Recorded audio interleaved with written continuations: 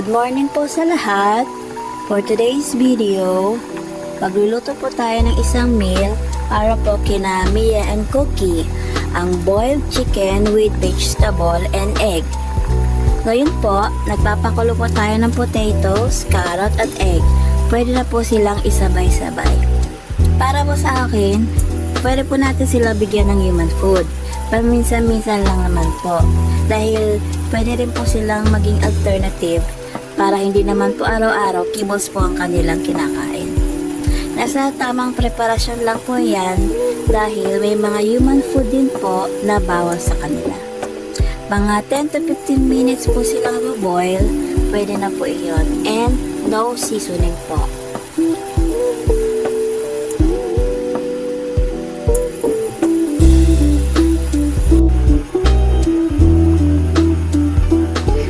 Ito naman po yung chicken breast po ang aking niluto dahil madali po siyang pakuluan.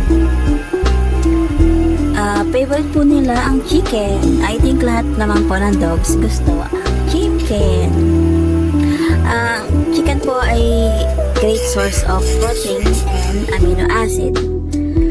At mga 10 to 15 minutes din po silang i-boil. And remember po, no seasoning din po.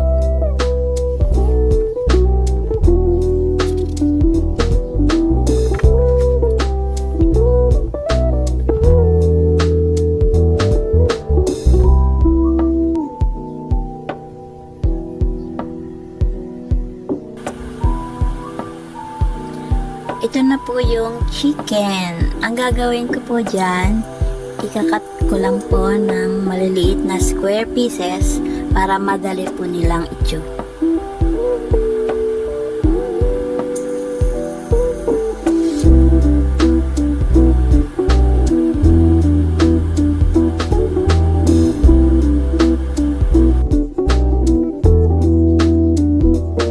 At ito na po ang ating finished product. Ang boiled chicken with carrots, potatoes, and boiled egg. At nagustuhan naman po nila.